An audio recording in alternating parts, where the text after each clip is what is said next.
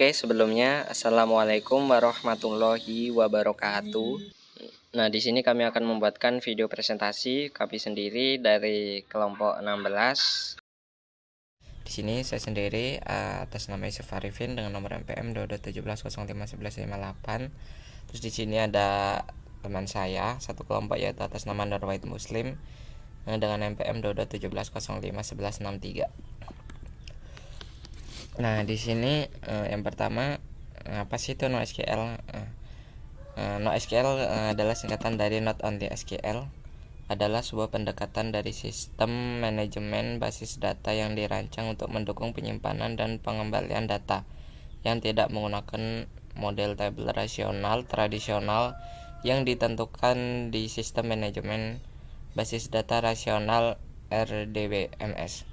Seperti MySQL atau ProctSQL, NoSQL biasanya digunakan untuk menangani volume data yang sangat besar, kecepatan tinggi, dan penulisan dalam pembacaan data serta berbagai jenis struktur data yang lebih fleksibel dibandingkan dengan RDBMS. Selanjutnya yaitu karakteristik NoSQL.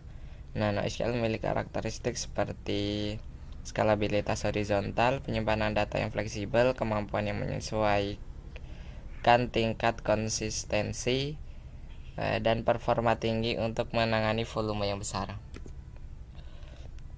Terus yang selanjutnya yaitu ada beberapa karakteristik NoSQL. Yang pertama yaitu skalabilitas horizontal, terus penyimpanan data fleksibel, konsistensi yang dapat, terus performa tinggi dan performa tinggi. Yang selanjutnya itu skalabilitas horizontal. Nah, NoSQL dapat dengan mudah ditingkatkan dengan menambahkan lebih banyak server yang dikenal sebagai skala horizontal. Berbagai dengan SQL yang umumnya menggunakan skala vertikal menambah sumber daya pada satu server. Terus di sini ada penyimpanan data fleksibel. NoSQL tidak mengharuskan skema data yang tetap sehingga lebih mudah untuk menangani perubahan struktur data. Nah, di sini untuk NoSQL sendiri itu banyak ya, seperti contohnya NoSQL itu kan bukan SQL ya. Kalau SQL itu kan harus menggunakan query. Nah, terus kalau NoSQL itu tidak menggunakan query ya, seperti itu gambarannya. Terus di sini ada konsistensi yang sesuai.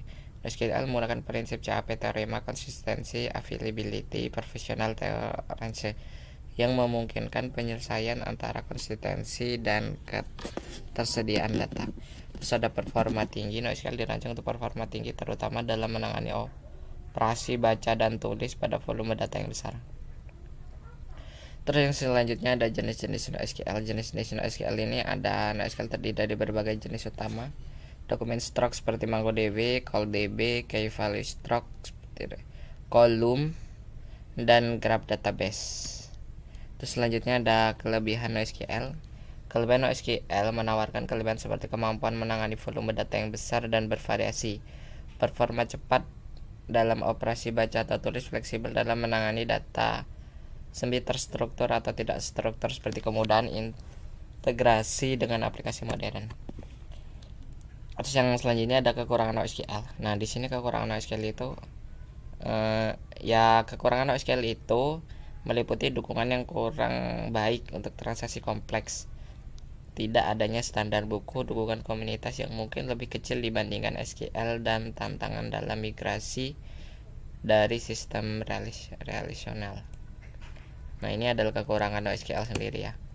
Terus di sini ada kesimpulannya. NoSQL sendiri merupakan solusi database yang menawarkan skalabilitas, terus performa tinggi untuk menangani data modern yang besar beragam, meskipun memiliki beberapa kekurangan seperti dukungan transaksi yang lebih lemah dan standar yang tidak berlaku. NoSQL memberikan banyak keuntungan yang relevan untuk aplikasi yang membutuhkan penanganan data yang cepat dan dinamis. Memiliki antara NoSQL dan NoSQL harus berdasarkan kebutuhan spesifik aplikasi dan volume data yang dikelola.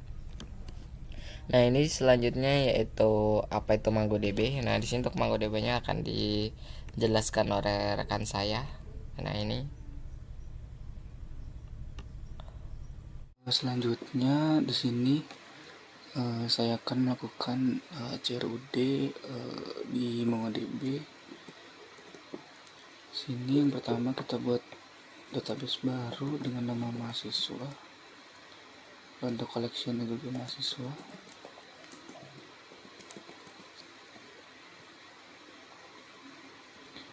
Sini database dan collectionnya sudah ada, lalu kita coba tambahkan data. Sini udah ada field ID bawaan dari sananya. Lalu kita tambahkan field nama,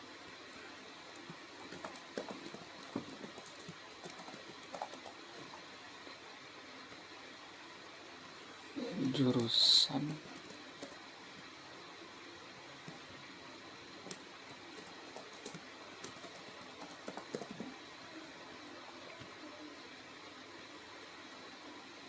lalu kelas.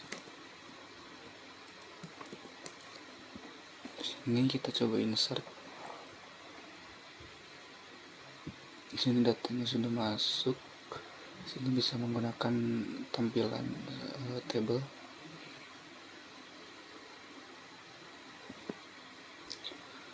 Lalu itu untuk create.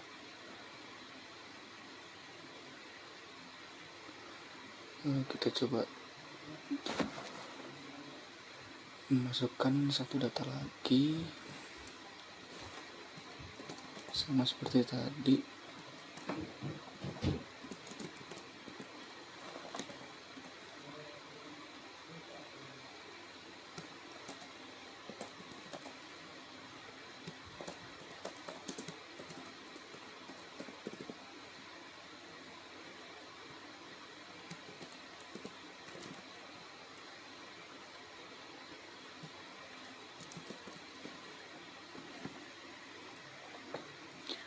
Mungkin itu untuk bagian create.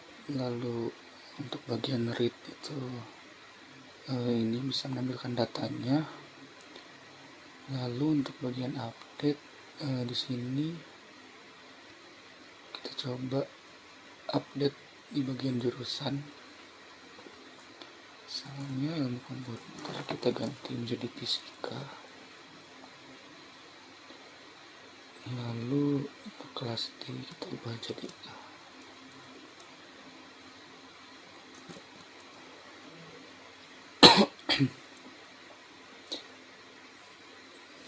itu untuk bagian update. Lalu yang terakhir itu ada delete.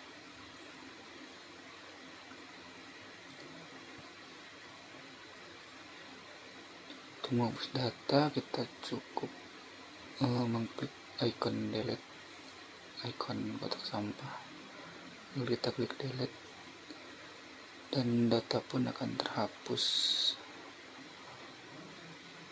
Mungkin sekian penjelasan dari saya tentang CRUD, itu create, read, update, dan delete pada MongoDB.